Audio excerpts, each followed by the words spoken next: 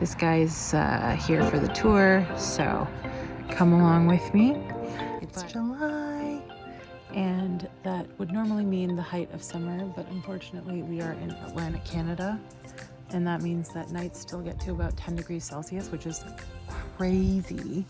But anyways, just wanted to start with these two shishito peppers because I always forget to mention them. So there's a singular bloom on this guy, and then that one is kind of forming here. So yeah, very excited. The tomato plants have just a few fruits. I don't know, I bet they're like really confused. They're like, why does it get so cold at night? So anyways, I've been kind of like hand pollinating wherever I can, and then some of the fruits are getting bigger, which is so exciting. This is the Glacier one, which is supposed to be an early tomato, but I think because it's just been so cold, even the tomato plant called a Glacier is not the happiest guy. Okay, and then we've got some onions here, which some of them are like not really doing well at all, like that guy, and then others are doing pretty well. So I think it's probably because this area gets shaded a lot. So I'll show you the other the other onions that are doing a lot better because they get full sun. So here, and then here we have carrots. They're doing pretty well.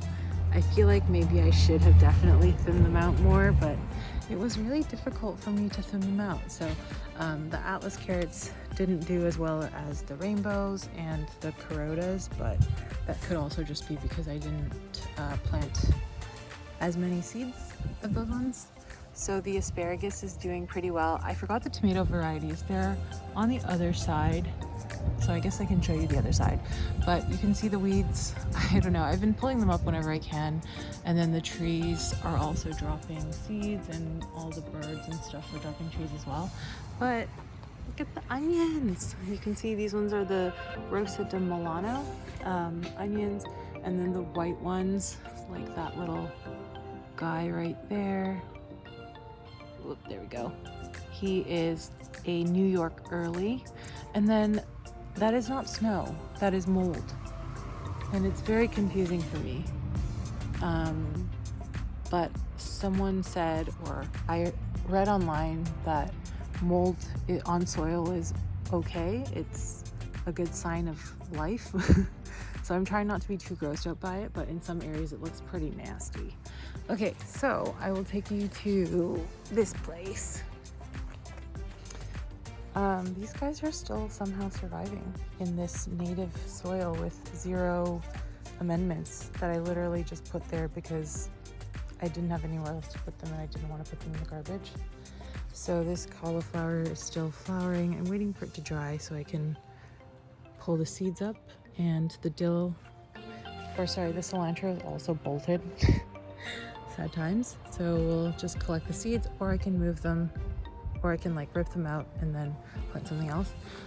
I feel like I planted something here deliberately, but I can't remember what it is now. Or my mom did. I don't really know. So there's that. And then these are, I thought these were green beans, but they're not. I think they're more snow peas, which they're in the shade, so they're doing better than the other snow peas. But yeah, sorry, I keep playing with my hat. And then celery is banging. I harvested quite a few outer leaves using the cut and come again method. So that's been pretty interesting. I never thought I would be able to grow celery. The aphids, I haven't seen any new damage, and I haven't really sprayed either. I got kind of lazy, but it seems to be okay. The radish back there is also doing pretty well. The flea beetles are still on it. They're still munching around, but it's okay. So I thought I'd give you a little peek at the radishes. So they're kind of hefty, which is pretty exciting. I didn't think they would grow this big, but they have. So let's do a little bit of cleanup. But wow, you can see the flea beetles really went crazy here. And then there in the back, in the like in ground rows, I have some cabbage that I covered So there's that. And then my mom's got some stuff that was not covered and has been absolutely decimated. So then here we have some more tomato plants, and I have like an attempt at a trellis, but these ones back here have like teeny tiny fruits like that guy. So I just think because they weren't covered, they're like a little bit behind the other plants, but yeah. And then these are the bush beans that I have, and something keeps eating them. So something's just chomped the top off of this one, for example. This is a plant, or it was a plant, rest in peace. And then there's like another one back here that got chomped on. So yeah, there's that. And then there are no beans, which is not what I saw yesterday. Oh, there they are. Yeah, so there are some beans here. I think these are the dwarf beans, so they're gonna turn kind of red. I honestly don't really know anything about growing beans other than snow peas, but this is how tiny they start off as. Oh, that's a bug. I think I accidentally squished it. Rest in peace. And then the tomatoes back there are doing fine. I don't know. This guy is a honey drop, and we've got a few fruits. Sorry, it's focusing on the straw. Whoop, there we go. And then this one has like a more stable trellis system like that. It's like an A-frame kind of that we drilled to the sides. And then the catnip and the chamomile, I keep stepping on the chamomile, that's why he's all squished. But yeah, not really much to report here, not many fruits, but we do have some flowers, which is nice. And then going here, we have our asparagus and strawberries. So these are first year strawberries, and they were all grown from seed. And the reason that some of them are a lot smaller, like these guys, is actually because I kept them in the same cup, whereas the bigger ones I like up-potted whenever I could. And so, yeah. The asparagus is falling over, but the little town I'm in ran out of the soil that we use or that we like. So we're going into a bigger city tomorrow, so hopefully we'll be able to pick some up and then I can keep adding. But I probably should have added the strawberries after, because now it's just kind of like I can't cover the crown of the strawberries, but I also have to cover the asparagus. So that's why there's like little mounds. I guess you can't really see, but I've tried to mound them up as much as I could, but who knows, I might have to transplant the strawberries. Okay, and we're back on the second bed, and you can see the onions here. They're humongous, but I don't think the onion harvest this year is going to be that good, because I think I planted them too close to the side of the garden bed. So we know for next time, or next season. This is an Amana tomato, which is an orange slicer. I don't think there are any fruits on it, but there are a few flowers there. And then this guy, he is very hunched. He is a honey drop, which is a cherry tomato. And you can see the flowers are a lot smaller. And we do have a few fruits here and there. And then this guy is another honey drop. Whoa, no, it's not. These flowers are huge. I don't know what this is. Oh wait, sorry, this is the honey drop. These leaves are from that guy, which is another Amana. Whoopsies, very confused. I don't think, oh, this honey drop has quite a few more fruits there, which is so cute and tiny. And then, oh, look at the stem on this guy. It's pretty big. We've got a few fruits here, and we can see that something's gotten to this one. So I don't really know what to do there. And then we've got little basils that I planted out, and you can see they are being enjoyed. So I might have to come here and spray some peppermint or something. And then here we have a Cherokee purple. I don't think there's any fruit on this one yet. There was, oh, there is. Oh, sorry. Just back there. There was a super cat-faced flower, or like a fasciated bloom, but it died. I tried to pollinate it and it died. This one is another honey drop with really teeny tiny fruits forming. And Moving to here, we have a sweetie, which is a red cherry tomato, and this guy has quite a few fruits there. They're all super, super green. And then I planted some lettuce here as well, so hopefully they can make use of the shaded area. And then this one up here is a speckled Roman, and it's a paste tomato, and it looks like this, and they're very tiny. But they're growing bigger, and I keep like kind of hand pollinating, so yeah. These are the onions. Like, I can't believe how big they've grown. You can't really see, I guess you can see. There's a red right there, and then there's a white onion. The weeds are kind of thriving right now, so I will have to come back and I guess weed. And then so this is a great white, which is a white slicer tomato, and the fruits look really weird. I don't know if I got the wrong seed, but the fruits look like plum tomatoes, and it definitely didn't come advertised as a plum tomato.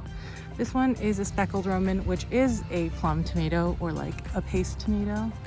I don't think there's any fruits on this one yet, but there are some blossoms, and I have been like giving him a wiggle every time I walk past. And then this one is a glacier, which has a lot more fruit on the bottom, and then just up here as well. And then there we have a Cherokee purple, which has a fruit and quite a few blooms up top that I've been kind of hand pollinating as well. And then here we have another honey drop with a few fruits. And then there, another Amana. No fruits that I can see. I wonder if it's just a little slower. And then this one is a mystery one, but I'm pretty sure it's like a cherry tomato of some kind, because the blooms are teeny tiny.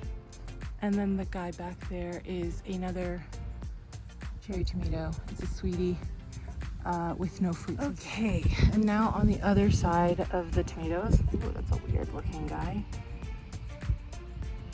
Huh, interesting. Anyways, we've got two Thai peppers. They've just started showing little blooms, so I've been shaking them. I didn't finish the trellising system that I was gonna do, so I have to work on that. This is some kind of melon. I planted, ooh, they're very hairy. Wow. I planted them, or I planted this here because I didn't know where else to put it.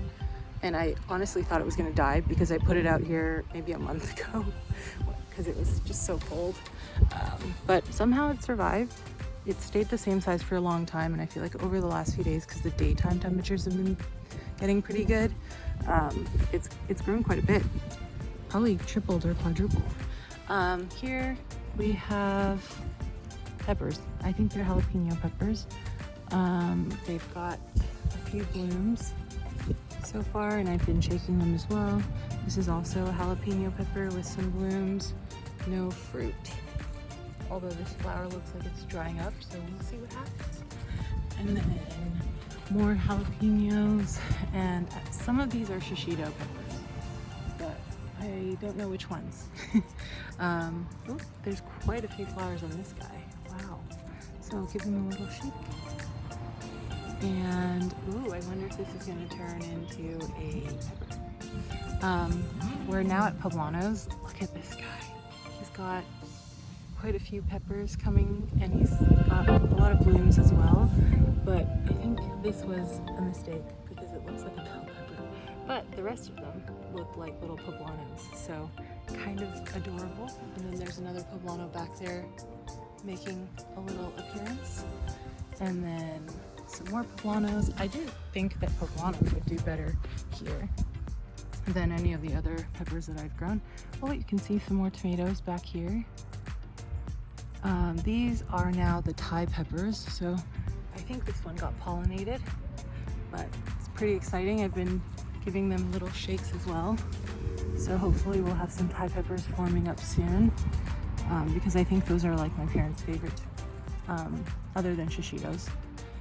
And these are the bell peppers, and for some reason they're really struggling. So we have this guy here. They were all planted on the same day, and they're really struggling hard, but it's got a single bloom. And yeah, the leaves have essentially been doing this kind of thing for all of the bell peppers, and they've really yellowed. I don't know if you can tell. So I've done some fertilizing. I wonder if it's just because the water is falling off the tomato leaves and onto the pepper leaves, but I've kind of been denying that it's fungus because I just can't bear to think about that. So I'm just leaving it and seeing what happens. But they've seemed to have gotten greener since I put some fertilizer, so maybe I'll refresh and put some more. But there's a blossom here, so yeah, very excited. And here we have the brassicas and wheat. We're just letting it grow, and so it's gotten pretty tall. But yeah, we've got all the cabbage doing pretty well, and the broccoli's doing really well. And on days that are really warm, I've just been like hosing him down. There is a little bit of bug damage, so I should probably flip the leaf on that one because, oh my god, it's actually a lot. Whoops. So I will do that after. The dill is really happy, and I have to plant out the parsley and the cilantro, but I've just been kind of keeping them in the shade because the other ones have bolted already. The chamomile's also pretty stoked, which is nice. And then the mint, we've harvested quite a bit. Ooh, that looks rough, I guess because the broccoli leaves are covering, but we dehydrated quite a bit of it as well, so yummy. This wind is driving me crazy, but this is the other brassica bed with cabbage. It's forming, and I can't believe it. That is a golden acre cabbage, and then these ones are red rock mammoth, I think, or mammoth red rock, I never know. And then this one is another bed that we made. I was gonna call it the cemetery bed because I thought everything was gonna die, but somehow things are surviving. And that's pretty much the only reason I planted the tomato with the dill, is because I thought they were gonna die. But since moving him here, he's made a fruit. So yeah, we're gonna do the brassica and tomato thing, which is something you're not supposed to do.